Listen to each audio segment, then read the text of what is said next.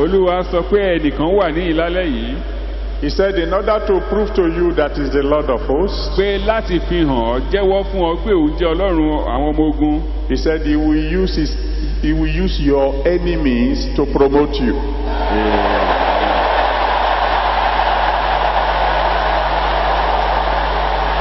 Ó ní òun ò lo àwọn ọ̀tá rẹ láti gbé ọ ga. And a certain man was there which had an infirmity 30 and 80 years. Ọkùnrin kan sì wà níbẹ̀ ẹni tí ó wà ní àìlera rẹ̀ ní ọdún 38. When Jesus saw him lie and knew that he had been now a long time in that case, He said unto him, "Without be made whole." Bí Jésù ti rí i ní ìdùbúlẹ̀ tí ó sì mọ̀ pé ó pẹ́ tí ó ti wà níbẹ̀, ó wí fún un pé ìwọ fẹ́ kí a mú ọ lára dá bí? The impotent man answered him, "Sir, I have no man when the water is troubled to put me into the pool. But while I am coming, another stepped down before me." Abirùn náà dá a lóhùn wípé, "Ọ̀gbẹ́ni, èmi kò ní ẹni tí ìbá gbé mi sínú adágún nígbà tí a bá ń rú omi náà. Bí èmi bá ti ń bọ̀ wá, ẹlòmíràn á sọ̀kalẹ̀ sínú rẹ̀ síwájú mi."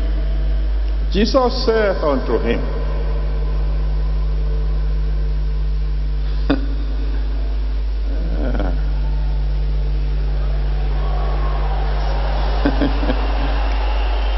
Thank you, Jesus. The Lord said, "There's someone here tonight. Olúwa sọ pé ẹnìkan wà ní ìlálẹ́ yìí. You had many ambitions, Ọ̀pọ̀lọpọ̀ èèyàn hàn ní bẹ lọ́kàn rẹ. very great ambitions. Èèyàn hàn tó ga tó sì dára. But because the way things had gone, Ṣùgbọ́n nítorí ìrírí rẹ àtẹ̀yìnwá, it looks as if they will never be fulfilled. níṣe ló dàbí pé àlá náà tí ò wà ní mú wọn ṣẹ. The Lord asked me to tell you, Olúwa ní sọ fún ọ, leave that to me. pé jọ̀wọ́ ẹ lẹ̀ fún mi.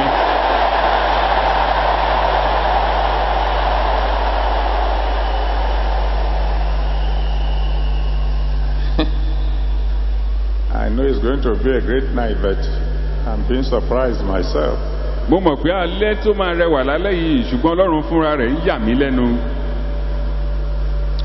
The Lord asked me to tell you, Ọlọ́run ní sọ fún ọ He says, tell my children, pé kí n sọ fún àwọn ọmọ mi. today we mark the beginning of days for you. Pé òní ni yóò jẹ́ ìbẹ̀rẹ̀ àwọn ọjọ́ fún ọ. Thank you, Almighty. Amen. Oh, Jesus said unto him, rise, take up thy bed and walk. Jésù wí fún un pé dìde, gbé àkéte rẹ̀ kí o sì máa rìn. And immediately the man was made whole and took up his bed and walked. And on the same day was the Sabbath. Lọ́gán a sì mú ọkùnrin náà lára dá, ó sì gbé àkéte rẹ̀, ó sì ń rìn. Ọjọ́ náà sì jẹ́ ọjọ́ ìsinmi. There was this man who had been sick for 38 years. Ọkùnrin yìí wà tí ó ti ní àrùn ẹ̀gbà fún ọdún 38. He was lying down helplessly, Ó kàn wà nílẹ̀ẹ́lẹ̀ láìsí ìrànlọ́wọ́. waiting for an angel to come. Ó ń dúró de ìgbà tí áńgẹ́lì ó wá. The angel had come 38 times. Áńgẹ́lì ti wá nígbà 38. And this man has got nothing out of it. Ọkùnrin yóò sì rí nǹkan mú jáde nínú rẹ̀. Because somebody smarter, quicker had robbed him of his success. Nítorí ẹnìkan tó jáfáfá jù ú lọ, ó ti dù ú ní ìlera rẹ̀. But one day, Ṣùgbọ́n lọ́jọ́ kan, unexpectedly, láì nírètí, his jubilee came. ọdún ìdásílẹ̀ tiẹ̀ dé. Because Jesus walked to him, Nítorí Jésù rìn tọ̀ ọ́ lọ. looked at him where he was on the ground, Ó rí i, ó wò ó nílẹ̀ lẹ́bi tó sùn sí. and said, Ó sì wí pé, come up higher. dìde gòkè wá sí ibi gíga. And immediately, Lọ́gán, the man who had been lying down helpless ẹni tó ti wà nílẹ̀ẹ́lẹ̀ láì ní ìrànlọ́wọ́ àti ìrètí, jumped up completely whole. ń ṣe ló fò dìde pẹ̀lú ara dídá. Somebody is going higher today in Jesus' name. ẹnìkan ń gòkè lọ sí ibi gíga lónìí lórúkọ Jésù. One of the preachers who had preached before me, ìkan lára àwọn oníwàásù tó ti wàásù ṣáájú mi, I think it was, if I remember correctly, it's my son, Bamidele Studivant from America. arákùnrin wa Bámidélé láti Amẹ́ríkà. He made some very important points that I thought maybe he spied my notes. ó sọ àwọn kókó kan tó ṣe pàtàkì tó fẹ́ jẹ́ kára fún mi bíi pé ńṣe ló garùn wo ohun tí mo kọ ọ́ lẹ̀. Only I know there's no way he could have done that. ohun tó dá mi lójú ni pé kò sí bó ṣe lè rí. He said, come up higher. ó ní wá sí ibi gíga. Could be either of two things. ó lè jẹ́ ohun kan tàbí méjì. It could be an invitation. ó lè jẹ́ ìpè kó kẹ́nìyàn ó wá. Like Jesus said, bí Jésù ti wí pé, come to me, all ye that labor and are heavy laden, ẹ wá sọ́dọ̀ mi gbogbo ẹ̀yin tí ń ṣiṣẹ́ tí a sì di ẹrù wúwo lé lórí. and I will give you rest. èmi ó sì fún yín ní ìsinmi. Or it could be a command. ó sì lè jẹ́ àṣẹ. Come up higher. gòkè wá. Just like God said, let there be light, and there was light. gẹ́gẹ́ bí Ọlọ́run ti sọ pé kí ìmọ́lẹ̀ kí ó wà tí ìmọ́lẹ̀ sì wà. He went further to say ó tún wá tẹ̀síwájú láti sọ wípé that the one who is going to ask you to come up higher ẹni tí ó wàá pè ọ́ pé kó o wá sí ibi gíga must be somewhere at least higher than you. ó ní láti wà níbi tó jẹ́ pé ó pepele tó ga ju tiẹ̀ lọ. And today God is the one calling us to come higher. lónìí o Ọlọ́run fúnra rẹ̀ ni wá ń pè wá pé ká wá síbi gíga. And we all know that according to Psalm 91 verse 1, àwa sì mọ̀ gẹ́gẹ́ bí orin Dáfídì orí kọkànléní àádọ́rùn ẹsẹ̀ ìkíní ti wí. Psalm 91 verse 1, orin orí kọkànléní àádọ́rùn ẹsẹ̀ ìkíní. the one who is calling us to come higher ẹni tí ń pè wá pé kí a wá sí ibi gíga yìí. is called the Most High. ó ní à ń pè ní ọ̀gá ògo. Ecclesiastes chapter 5 verse 8. oníwàásù orí karùn-ún ẹsẹ̀ ìkeje. 8. ẹsẹ̀ kẹjọ. Ecclesiastes 5 verse 8 oníwàásù orí karùn-ún ẹsẹ̀ kẹjọ. calls him the one who is higher than the highest. ó ní òun ni ẹni tó ga ju ẹni gíga lọ. So the one who is inviting us to come up higher nítorí náà ẹni tí ń pè wá pé ká wá sí ibi gíga yìí. surely is higher than all of us. ó nítòótọ́ ó ga ju gbogbo wa lọ. Not only that, kì í ṣèyẹn nìkan o. the one who is inviting you to come up higher ẹni tó bá máa pè ọ́ pé kó o wá sí ibi gíga. must have the ability to help you climb. ó ní láti ní agbára láti ràn ọ́ lọ́wọ́ láti gòkè wá. In case you want to come higher but you cannot do so, bóyá o fẹ́ gòkè ṣùgbọ́n o ò lè ṣe bẹ́ẹ̀ fúnra ẹ. he must have the ability to help you come. ó ní láti ní agbára fúnra rẹ̀ láti lè ràn ọ́ lọ́wọ́ gòkè. Because when Jesus said to this man, nítorí nígbà tí Jésù sọ fún arákùnrin yìí. get up, take your bed and walk, gbé dìde kí o gbé àkéte rẹ kí o sì máa rìn. the Bible says immediately he was made whole. bíbélì sọ pé lọ́gán ni a mú un lára dá.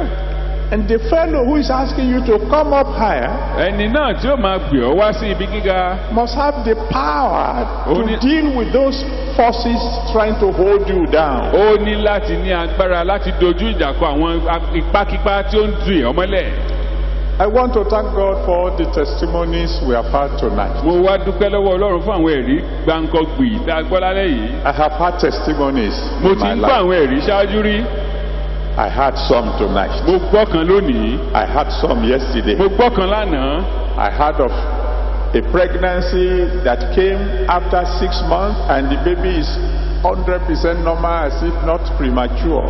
mo gbọ́ ti ọmọ tá a bí lẹ́yìn oṣù mẹ́fà tó sì jẹ́ pé ṣákàlára dá. I've had the testimony now of a couple who the husband said, you ask how many babies you will want. mo gbọ́ ti lónìí ọkọ ń sọ fún ìyàwó pé béèrè ọmọ mélòó la fẹ́. And she said, let's ask for 3.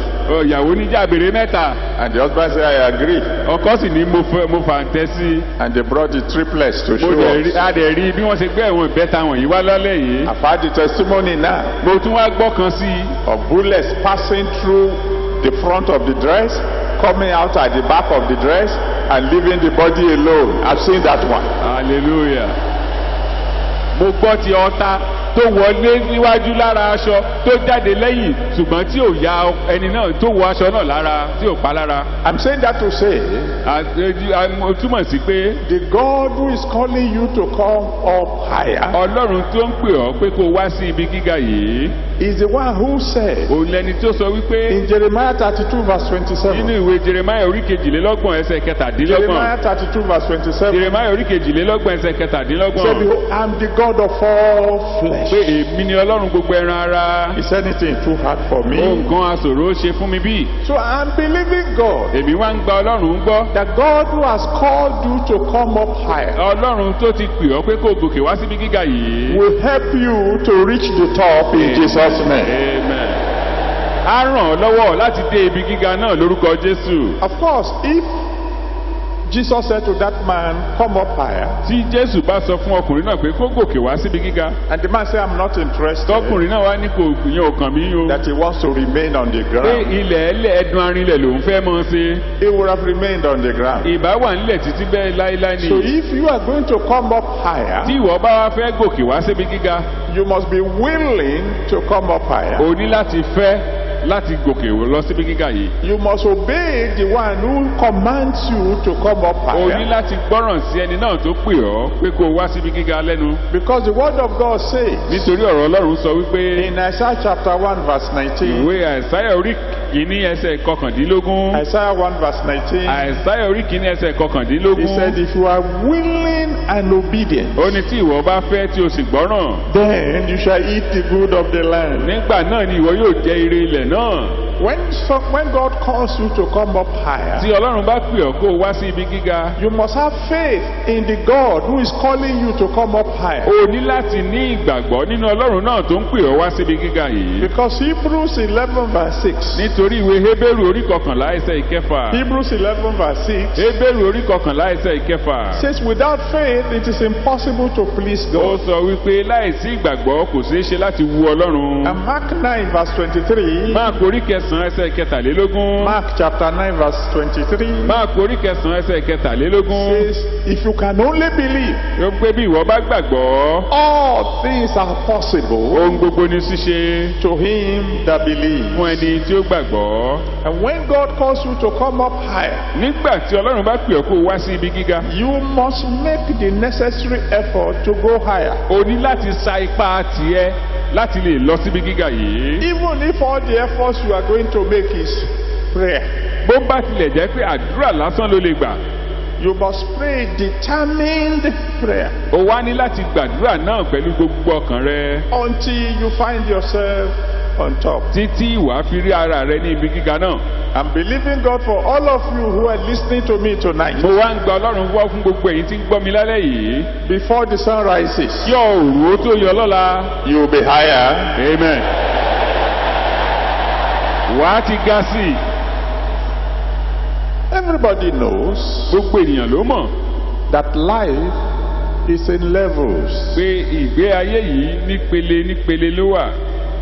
There are all manners of levels. Oríṣiríṣi ìpele ní bẹ. I mean, for example, Fún àpẹẹrẹ, there is the level of the poor, ìpele kan ní ti àwọn tí ò tálákà. there is the level of the comfortable, Ìpele kan ní ti àwọn tó kàn jẹ́ sẹ́pẹ́rẹ́ fún. there is the level of the rich, Ìpele kan ní ti àwọn ọlọ́rọ̀. there is the level of the wealthy, Ìpele kan sì ní ti àwọn tí wọ́n ní dúkìá. there is the level of the prosperous, Ìpele kan ní ti àwọn tí ń ṣe rere. and there is the level of the flourishing. Ìpele kan sì ti ní ti àwọn tí ń gbilẹ̀. I don't know which level you are Mo ò today, mọ ìpele yòówù kó wà lálẹ́ yìí. but in the name that's above every other name, Ṣùgbọ́n ní orúkọ tó ju gbogbo orúkọ lọ. levels will change tonight. Amen. Ìpele rẹ yóò ṣí pò padà lálẹ́ yìí. Let's look at the story of this man. Just take just a few things because our time is fast spent. Ẹ jẹ́ a kàn wo fi ojú sùnùkùn wo àwọn ẹ̀kọ́ díẹ̀ nínú ìtàn ọkùnrin yìí. Jesus stood by him, Jésù dúró ní ẹ̀gbẹ́ rẹ̀. the great physician, Olùwòsàn ńlá ni fúnra rẹ̀. the one who has never been sick, Ẹni tí ò ṣàìsàn rí. the one who does not know sickness, Ẹni tí ò mọ àìsàn. said to this man, Ó sọ fún ọkùnrin yìí, come up higher, gòkè wá sí ibi gíga. come out of sickness. Jáde kúrò nínú ipò àìsàn. I want to appeal to you tonight. Mo wá fẹ́ rọ gbogbo yín lálẹ́ yìí. that you put yourself in the same position as this man. kó o fi ara rẹ sí ipò tọkùnrin yìí wà. Because if you read the story if you listen to me carefully when I was reading the story to tí o you, bá tẹ́tí léko nígbà tí mò ń ka ìtàn yẹn dáadáa. the name of the man was not mentioned. a ò tiẹ̀ dárúkọ ẹ̀. In other words, èyí túmọ̀ sí pé the man could be Adeboye. ó lè jẹ́ pé Adébóyè Adépìtàn ni wọ́n ń sọ nípa rẹ̀. So God is saying to Adeboye tonight, Ọlọ́run wá ń sọ fún Adébóyè lálẹ́ yìí. come out of sickness. jáde kúrò nínú àìsàn. Is there anyone here that is sick tonight? ǹjẹ́ ara ẹnikẹ́ni tó wà ní ipò àìsàn lálẹ́ yìí. In the name that is above every other ní name, orúkọ tó ju gbogbo orúkọ lọ. you will come out of sickness in Jesus' name. wà á jáde kúrò ní ipò àìsàn lálẹ́ yìí lórúkọ Jésù. Now there are levels when we are talking about health. nípa ti ìlera ìpele oríṣiríṣi náà ní tó ń bẹ. There's the level of the sick. ìpele kan ní tàwọn aláìsàn. There's the level of those who have been healed. ìpele kan ní ti àwọn tí a ti mú lára dá. There's the level of those who are healthy. ìpele kan ní ti àwọn tí ara wọn le. There are some people who don't even know what is called headache. àwọn kan bẹ tí wọn ò tiẹ̀ mọ tí ẹ̀fọ́rí ń jẹ́. And then there is the level of those, if they touch you at all, you will be healed. ìpele kan náà ní títí àwọn tó jẹ́ pé bí wọ́n bá fọwọ́ kàn ọ́ lásán ara rẹ̀ ò yá. They have the healing touch. wọ́n ní ìwòsàn nínú ọwọ́ wọn. They're not just healthy, kì í ṣe pé ara wọn le nìkan ni. they carry the healing virtue. ṣùgbọ́n o wọ́n ní oore ọ̀fẹ́ láti wo ní sàn. So even if you are not sick bí ara rẹ ò tí bí o bá jẹ́ pé ò tí ẹ̀ ṣàìsàn and you are healthy, tí ara rẹ le. you can go higher. o tún lè gòkè lọ síbi You can gíga. get to that level where whoever you shake hand with will receive healing. o lè dé ibi kò tó jẹ́ pé gbogbo ẹni tí o bá bọwọ́ lọ́wọ́ rẹ̀ pátá ni yóò gba ìwòsàn.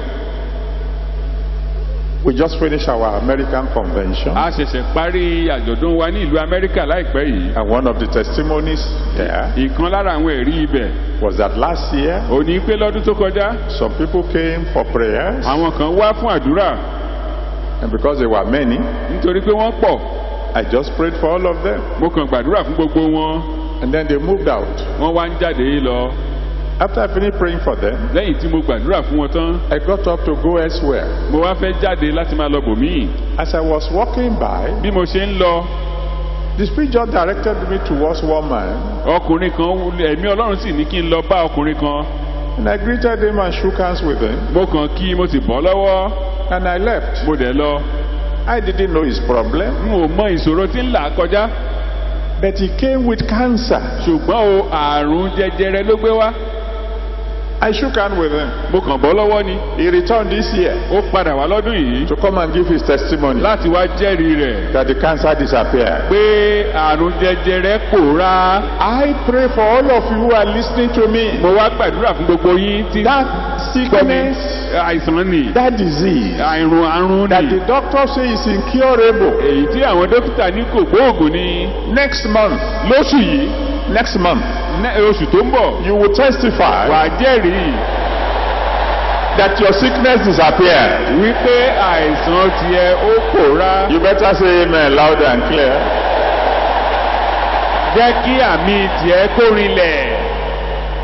So there's a level of the healing touch. bẹ́ẹ̀ sì ni ìpele ń bẹ nípa ti ìgbọ́wọ́lé ìwòsàn. And then there's the level of the healing handkerchiefs. bẹ́ẹ̀ sì ni ìpele ní ti àwọn aṣọ ìlòjò tí ń wo ní sàn. Acts chapter 19, Iṣẹ́ àpọ́sítélì orí kọkàndínlógún verses 11 and 12. ẹsẹ̀ kọkànlá àti kejìlá. Acts 19, 11 and 12. Iṣẹ́ àpọ́sítélì orí kọkàndínlógún ẹsẹ̀ kọkànlá àti kejìlá. Tells us that from the body of Paul, sọ fún wa pé láti ara Pọ́ọ̀lù handkerchiefs and aprons aṣọ ìnùjò were taken to the sick, láti mú lọ bá àwọn aláìsàn. and they were healed. bẹ́ẹ̀ sì ni a mú wọn lára dá. And devils departed from them. ẹ̀mí èṣù sì sá fún wọn. That is a level.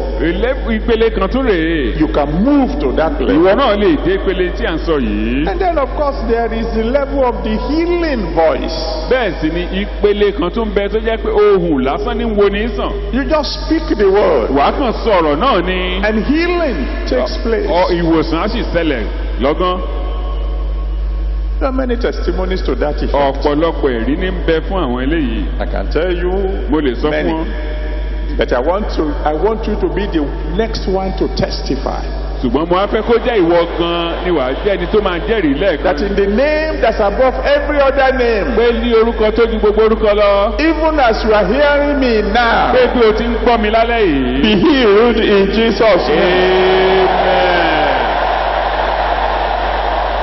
Gba ìwòsàn rẹ lórúkọ Jésù. And then you can move from the healing voice O tún wá lè gòkè láti ìpele tí ohùn tí ń wo ni sàn to the healing shadow.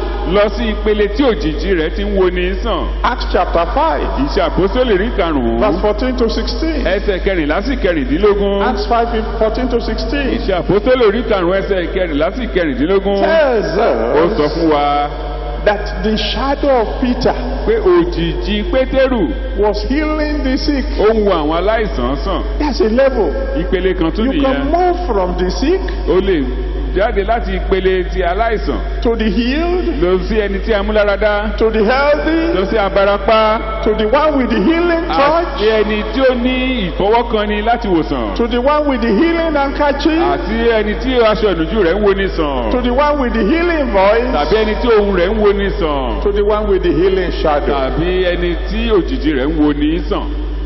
Which level do you want? Ìpele èwo ló fẹ́? Because God is calling you to come up higher. Nítorí Ọlọ́run ń pè ọ́ pé kí o gòkè wá sí ibi gíga. Now this man, Lálẹ́ yìí, this man ọkùnrin yìí have been sick for 38 years. ọdún méjìdínlógójì ló ti ṣàìsàn.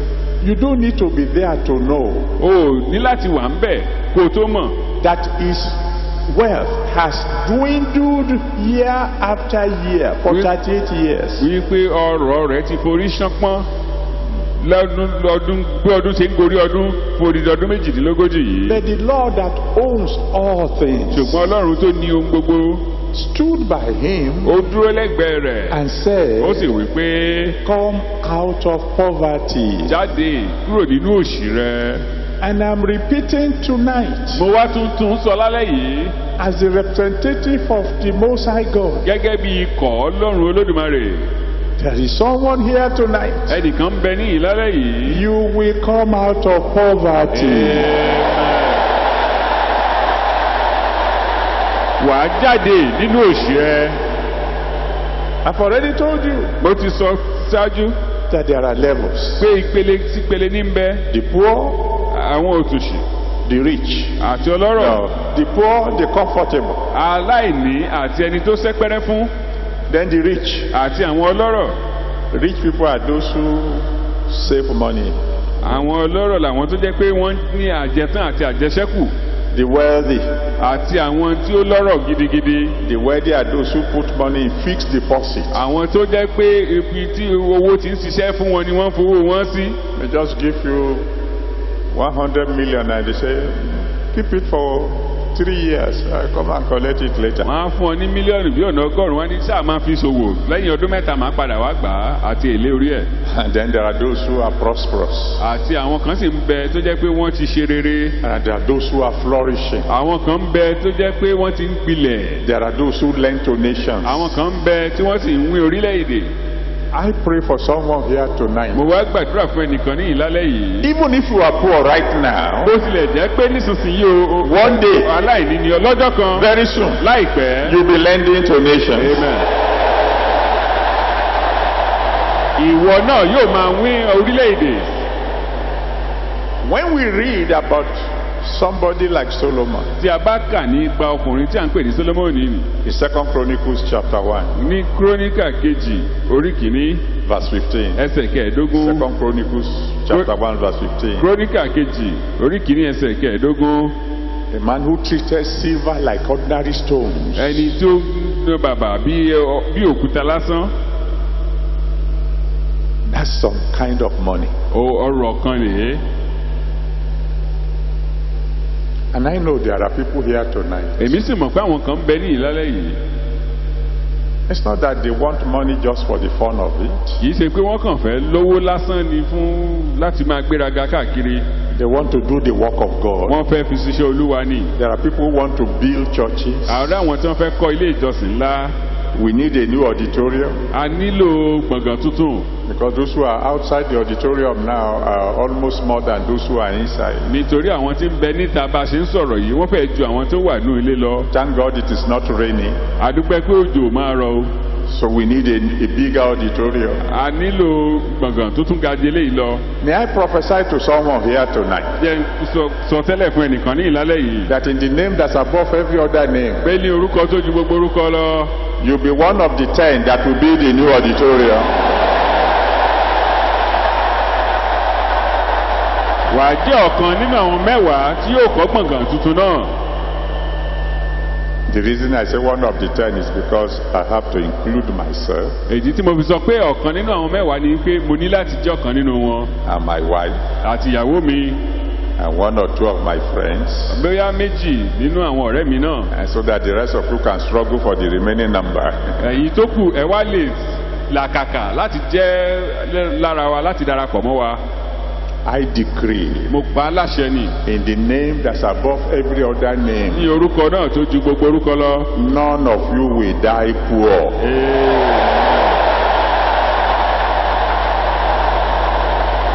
kò sí ẹni nínú yín tí yóò kú sí ipò aláìní.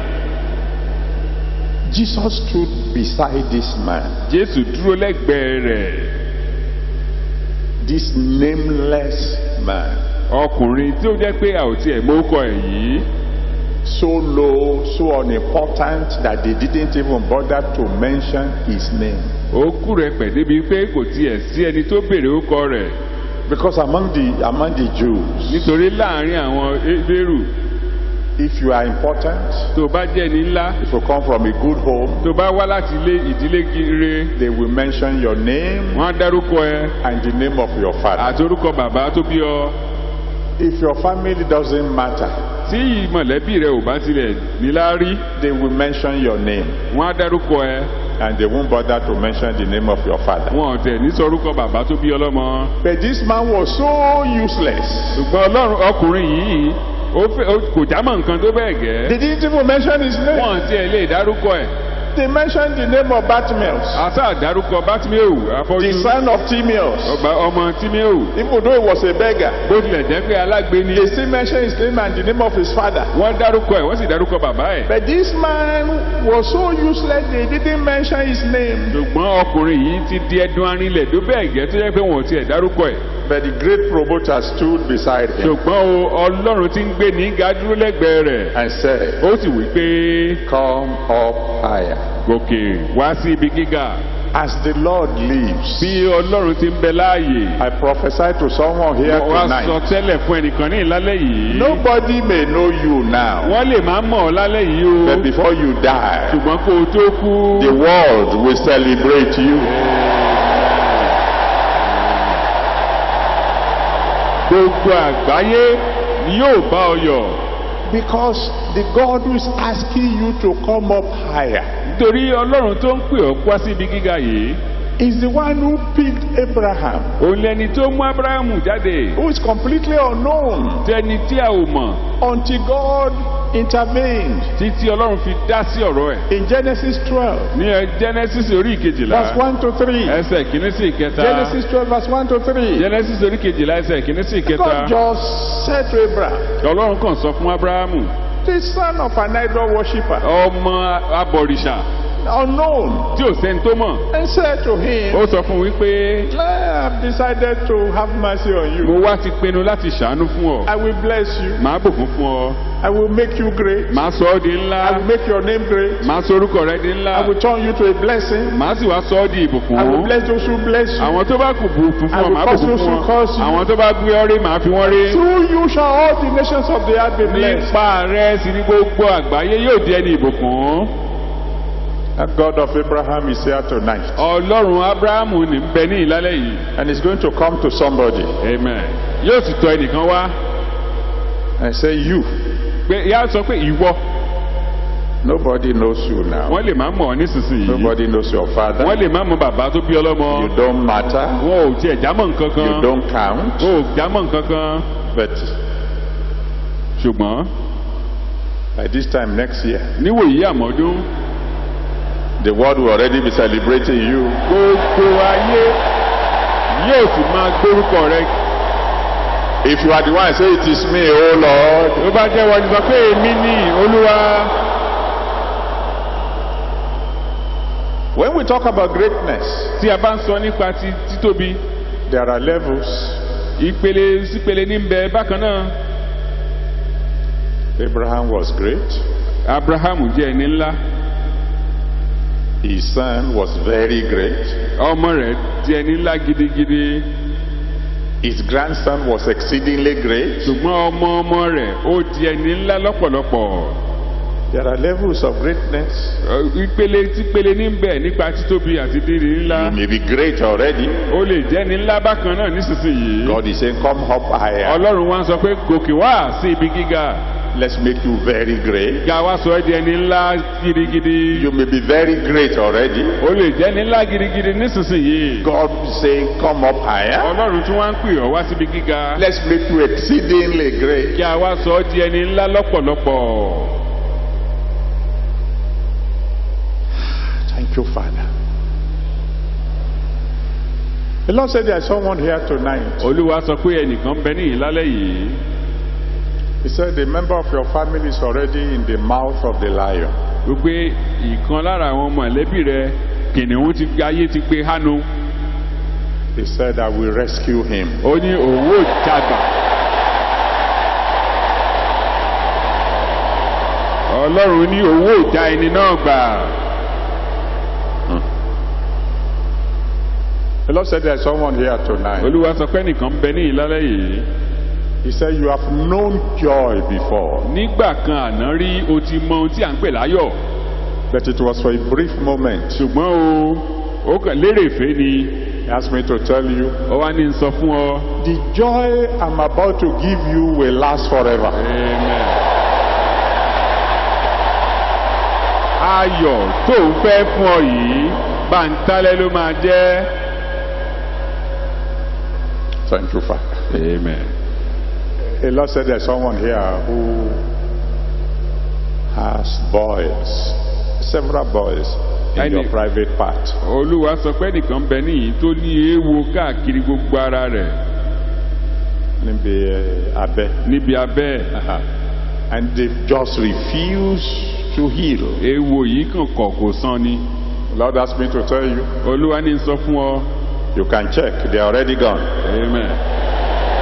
Pé o lè wò ó nísinsìnyí wọ́n ti lọ. Thank you, Father. Amen. The Lord said there's someone here tonight. Olúwa sọ pé nìkan wà ní ìlálẹ́ yìí. He said a major breakthrough slipped through your hand. Wípé ó kù díẹ̀ kí àlùyọ ńlá ó bá ọ lọ́wọ́ kó tẹ̀ ọ lọ́wọ́ ó sì fò lọ. The Lord asked me to tell you. Olúwa ní wá sọ fún ọ. I will give you a bigger one. Pé òun ò fún ọ ní èyí tó tóbi jù yẹn lọ. Oh, hallelujah. Amen and amen.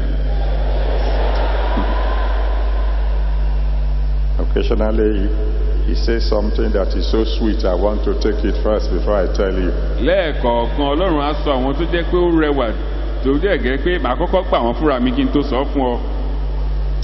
The Lord said there's someone listening to me right now. Olúwa ní èèyàn kan bẹ nísinsìnyí tó ń gbọ́ mi bí mo ṣe ń sọ̀rọ̀ yìí. He said in your desert a spring will bubble up. Pé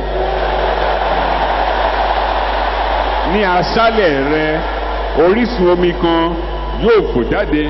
And it will rapidly become a big river.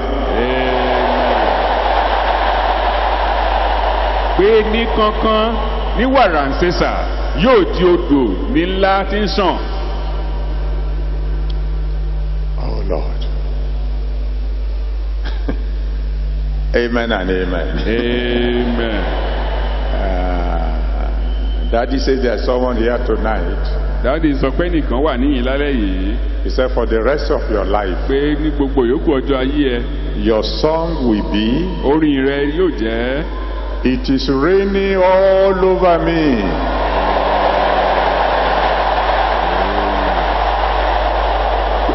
ọ̀wàrà òjò ló ń rọ̀ yí mi ká. So the Lord stood beside this helpless man. Jésù Olúwa dúró lẹ́gbẹ̀ẹ́ ọkùnrin tí ò nírànlọ́wọ́ yìí. The help of the helpless stood beside this helpless man. Ìrànwọ́ aláìnírànwọ́ ó dúró lẹ́gbẹ̀ẹ́ rẹ̀. Because this man said, I have nobody to help me. N ò lẹ́ni tó lè ràn mí lọ́wọ́, kò sẹ́nìkan. And said to him, come up higher. Jésù wá sọ fún pé gòkè wá sí ibi gíga. There's nobody to help you, but the helper of the helpless has come. Kò sẹ́ni tó lè ràn ọ́ lọ́wọ́, ṣùgbọ́n ìrànlọ́wọ́ aláìnírànwọ́ ó ń gbé ọ pé kó wá sókè. Let's change your level. Jẹ́ àyí ìpele tó wà yẹn padà. From failure to success. Kúrò láti orí ẹni ìjákulẹ̀ lọ sí ẹni tí ń ṣe àṣeyọrí. From success to great success. Ẹni tó ń ṣe àṣeyọrí ju ẹni tó ń ṣe àṣeyọrí gidigidi. From great success to frightening success. Ẹni tó ń ṣe àṣeyọrí gidigidi sí ẹni tí ó ń ṣe àṣeyọrí tí ń dẹ́rù bà ni.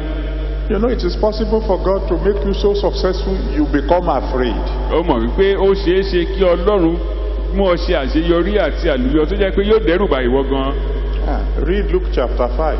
Wo ìwé Luke orí 5. Verse 1 to 11. Ẹsẹ̀ kìíní sí ìkọkànlá. Luke 5 verse 1 to 11. Luke orí 5 ẹsẹ̀ kìíní sí ìkọkànlá. Peter fished all night. Pétérù pẹja ní gbogbo òru. Caught nothing. Kò rí nǹkan kan pa. Jesus stepped into his boat. Jésù wọnú akọ ayọ́kẹ́lẹ́ rẹ̀. Told him where to throw the net. Ó wá sọ fún ibi tó yẹ kó ju àwọn sí. He did. Ó ṣe bẹ́ẹ̀. Caught so much fish. Ẹja tó rí kó pọ̀ tó bẹ́ẹ̀ gẹ́. 2 boats began to sink. Ọkọ̀ ojú omi méjì bẹ̀rẹ̀ sí ní rì. He became afraid. Ẹ̀rù bà á gidigidi. He became afraid. Ẹ̀rù bà á. You know, once in a while God will give you a miracle. Yóò mọ̀ pé lẹ́ẹ̀kọ̀ọ̀kan Ọlọ́run á fún ọ ní àwọn iṣẹ́ ìyanu kan. And you will think you are dreaming. Wàá rò pé àlá ló ńlá. I decree tonight. Mo wá pàṣẹ ní alẹ́ yìí. That the next time you are sharing your testimony. Pé níwọ̀n ìgbà míì tí wàá tún wá máa jẹ́rìí rẹ. You will tell everybody. Wàá sọ fún gbogbo ènìyàn. That 3 days after the miracle happened. Lẹ́jọ́ mẹ́ta lẹ́yìn tí iṣẹ́ ìyanu náà ti tẹ̀ ọ́ lọ́wọ́ tán. You still thought you were dreaming. Ó ìròpá àlá ló ńlá. Amen. So shall it be in Jesus' name. Bẹ́ẹ̀ ló máa rí lórúkọ Jésù. But not only was this man helpless. Kì í ṣe pé ẹni yìí kò ní ìrànlọ́wọ́ nìkan ni. This man said. Ọkùnrin yìí wí pé. For 38 years. Fún ọdún 38. As I was moving towards my destiny. Kí n tó rápálá wọnú àyànmọ́ mi.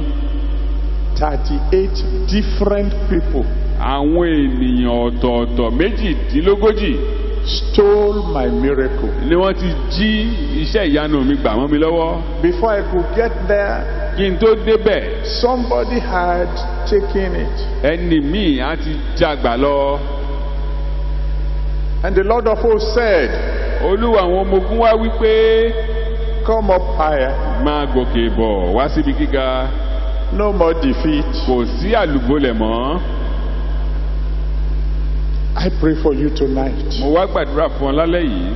That the Lord of hosts. Bí Olúwa àwọn ọmọ ogun. Will arise for you. Amen. Yóò dìde fún ọ. Because it's just that we don't have the time. I could have shown you that we have levels of victories. Ó kàn jẹ́ pé àkókò ìgbà wa ni bá fi hàn yín pé ìpele sípele ìṣẹ́gun ní ń bẹ. We have victory. A ní ìṣẹ́gun. We have great victory. A rí ìṣẹ́gun ńlá. We have victory without a fight. A rí ìṣẹ́gun tó jẹ́ pé àyàn ṣẹ́gun láì tiẹ̀ jà. We have a victory that will frighten the victor. A rí ìṣẹ́gun tí ń dẹ́rù bà ẹni tó ṣẹ́gun gan. God will fight for you. Amen. Ògbèjà oníjà àjàkẹ́rù ebo oníjà yóò jà fún ọ. Amen. Amen.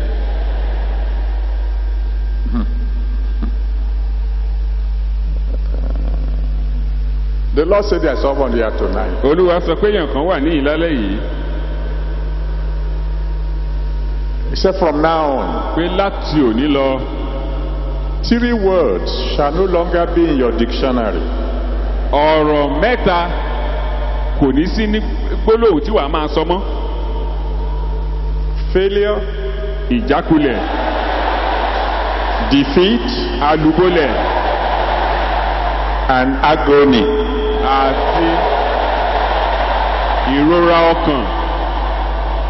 So those three words, àwọn ọ̀rọ̀ mẹ́tẹ̀ẹ̀ta yìí he said they will never again be in your dictionary. wọn ò ní tẹnu ẹ jáde mọ́. Amen. The Lord asked me to tell you a story. Olúwa ní sọ ìtàn kan fún yín. Because there's something he wants to say. torí nǹkan ń bẹ tó fẹ́ sọ lẹ́yìn ẹ̀.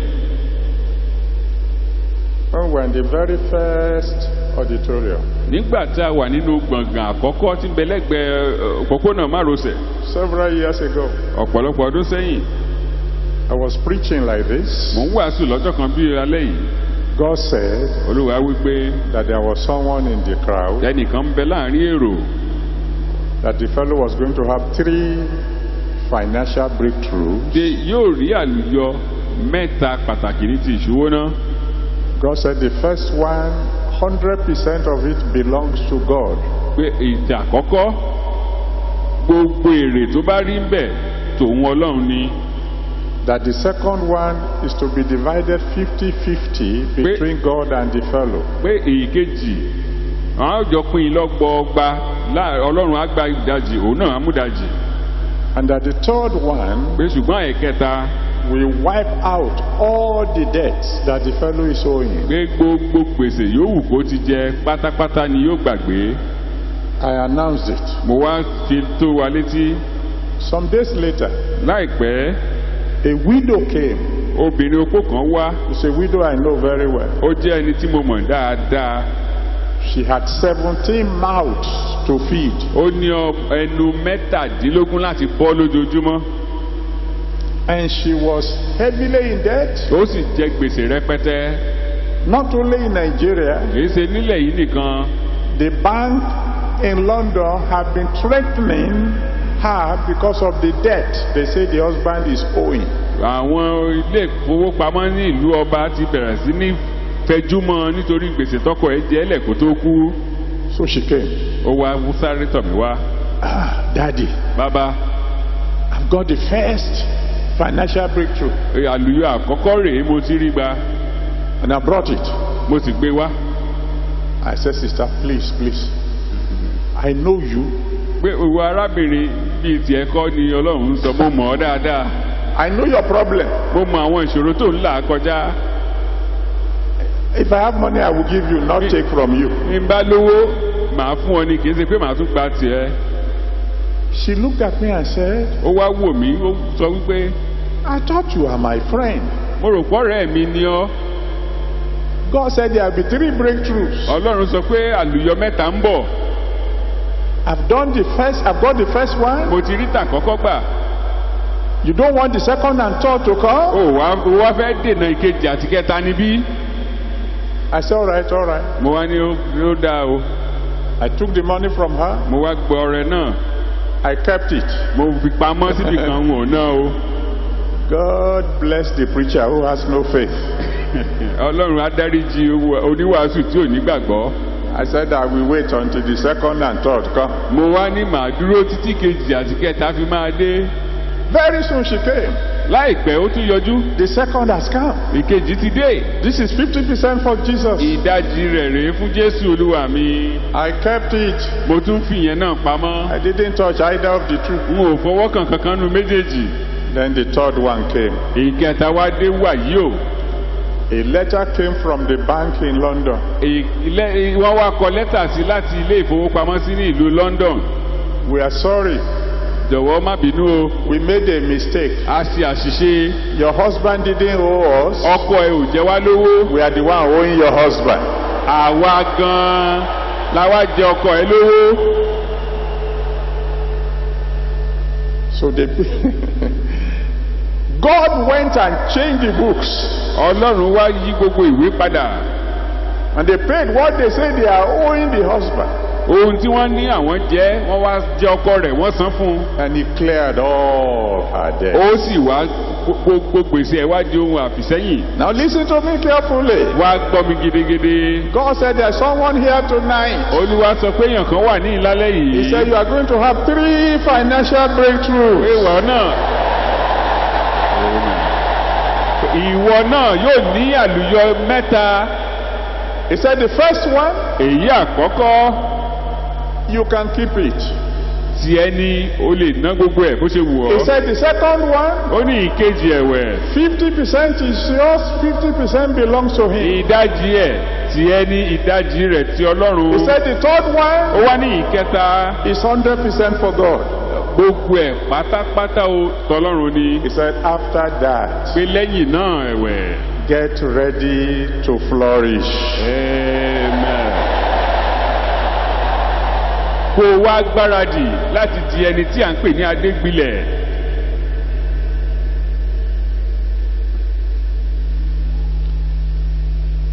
He doesn't want me to preach tonight. Amen. The Lord said there is someone here tonight.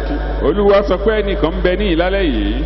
He said there is a wind coming pé afẹ́fẹ́ kan ń fẹ́ bọ̀.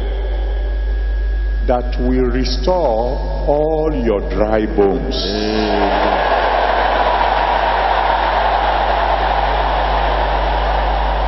tó jẹ́ wípé yóò mú kí gbogbo egungun gbígbẹ rẹ kí ó di alààyè ọkàn padà. Thank you, my Father. Amen. The Lord said there is someone here tonight. olúwa sọ pé èèyàn kan wà ní ìlálẹ́ yìí. He said there are certain hands holding you down. wípé àwọn ọwọ́ kan ń bẹ tí ń rìn ọ́ mọ́lẹ̀.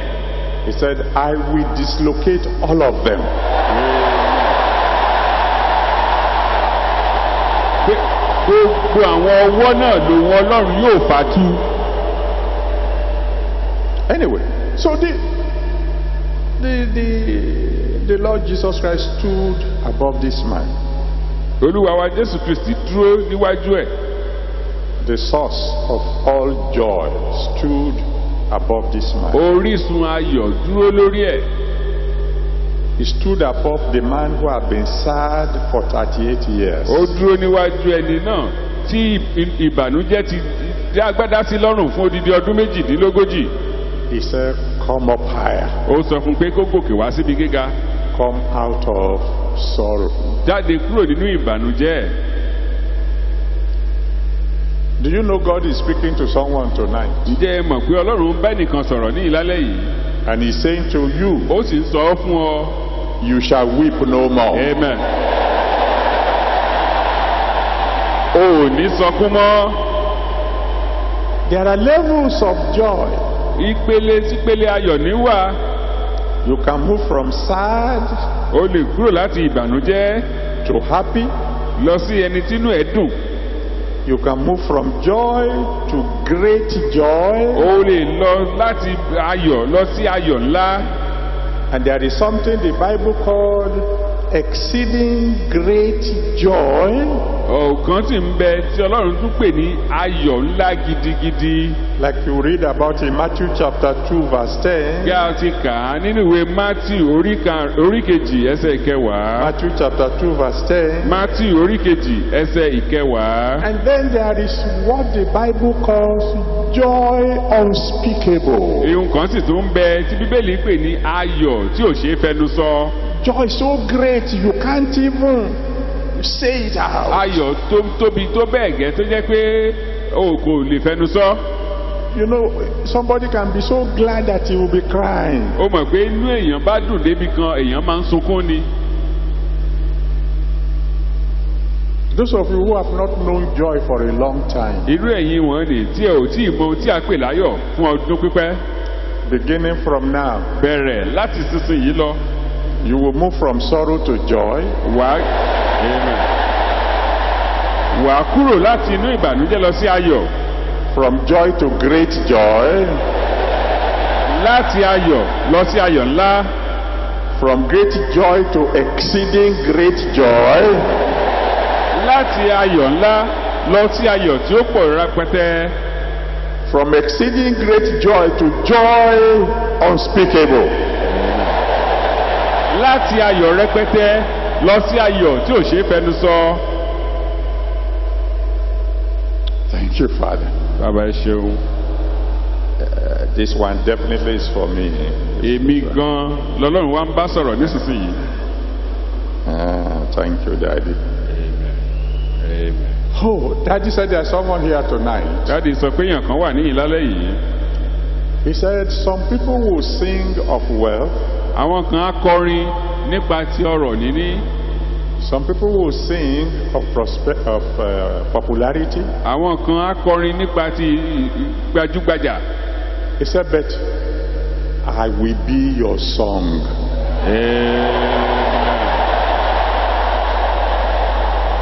Pé ṣùgbọ́n òun Ọlọ́run ni yóò jẹ́ orin rẹ. Amen. Thank you, Father. Amen. Amen and amen. The Lord says there's someone here today. Olúwa sọ pé èèyàn kan wà níyìn lónìí. He said very soon. Pé láìpẹ́ jọjọ. People will talk of your family. Àwọn èèyàn yóò máa sọ nípa ti ìdílé ẹ.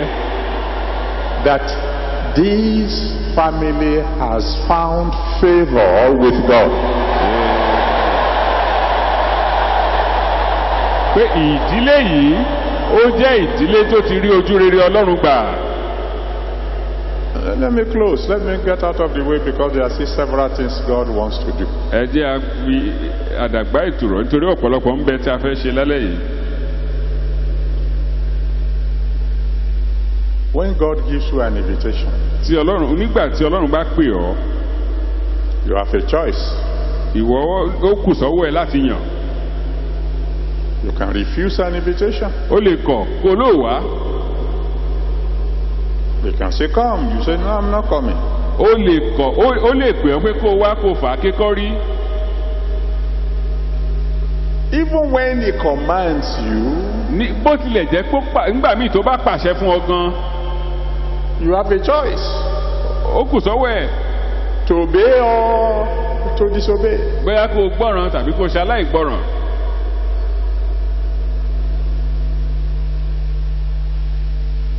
But tonight, ṣùgbọ́n lálẹ́ yìí, since you have taken all the trouble to come, níwọ̀n ìgbà tó ti wá sí yìí, don't refuse the invitation of God. Jọ̀wọ́ o, má ṣe kọ ìpè Ọlọ́run.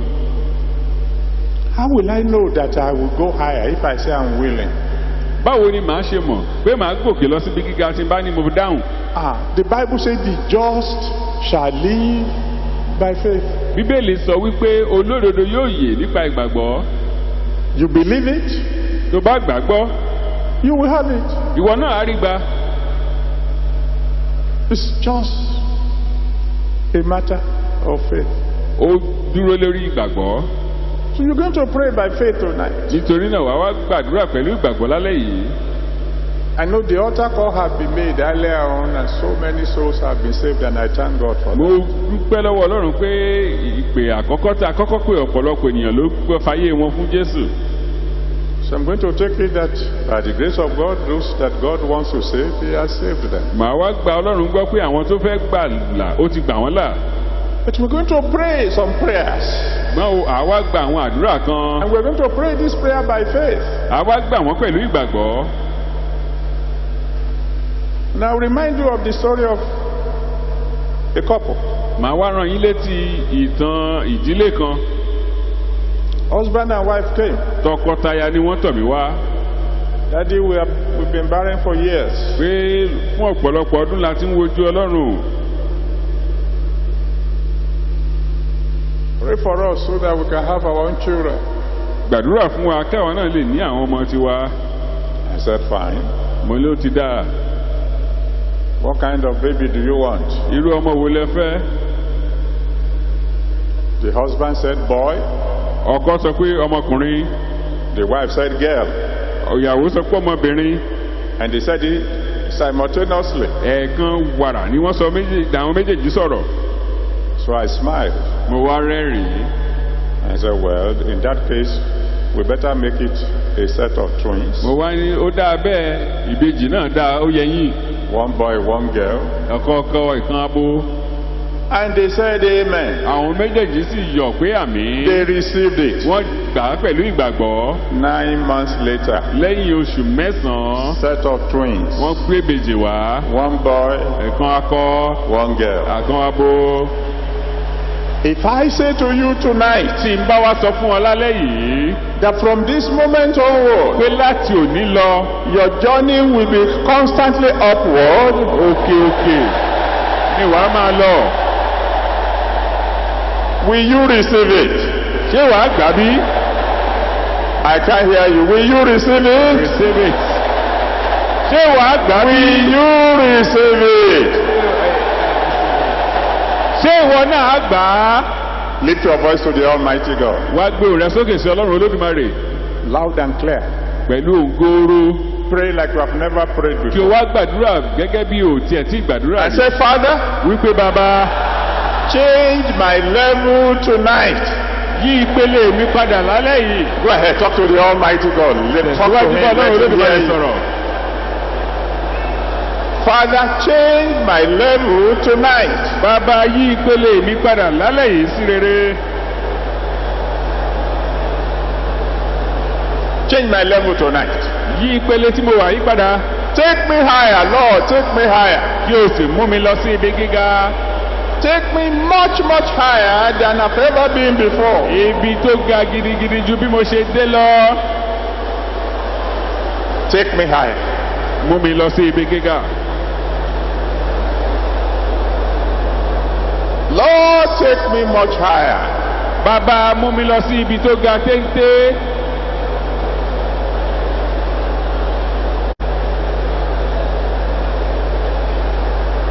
In Jesus' mighty name we have prayed.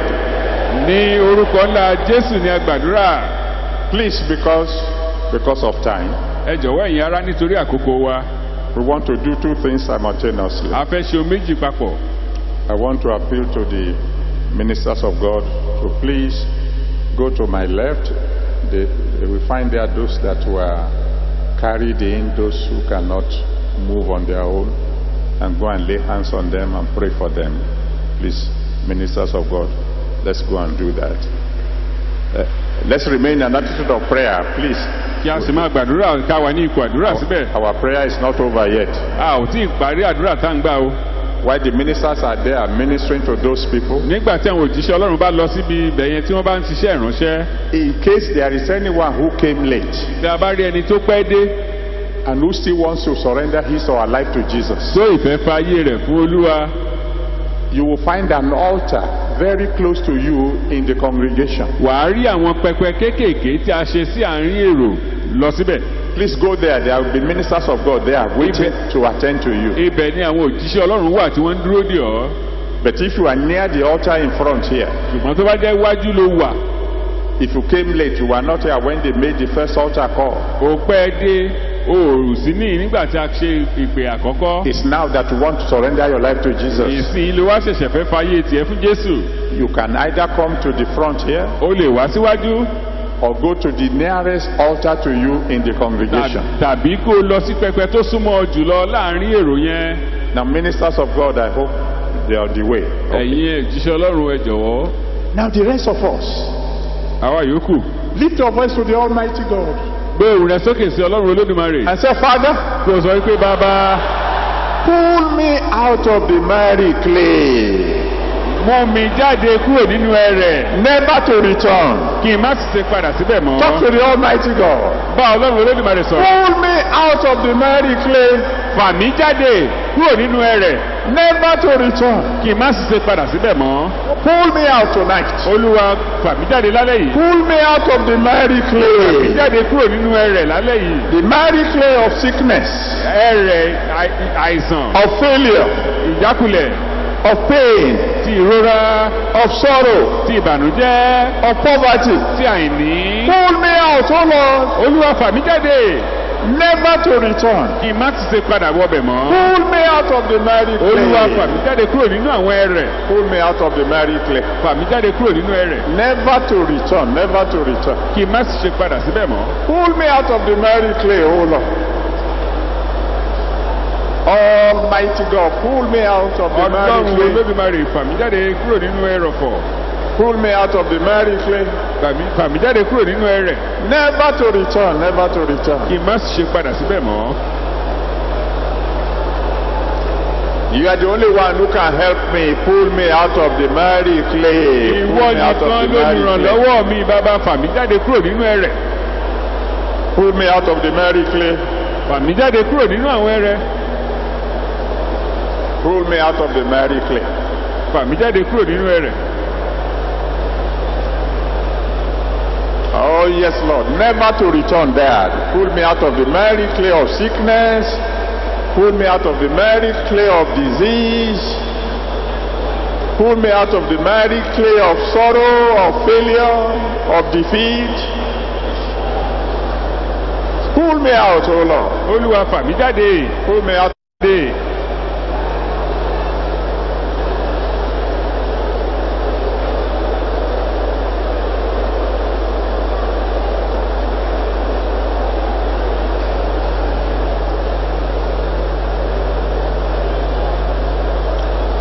Thank you, Father. ẹ ṣeun bàbá.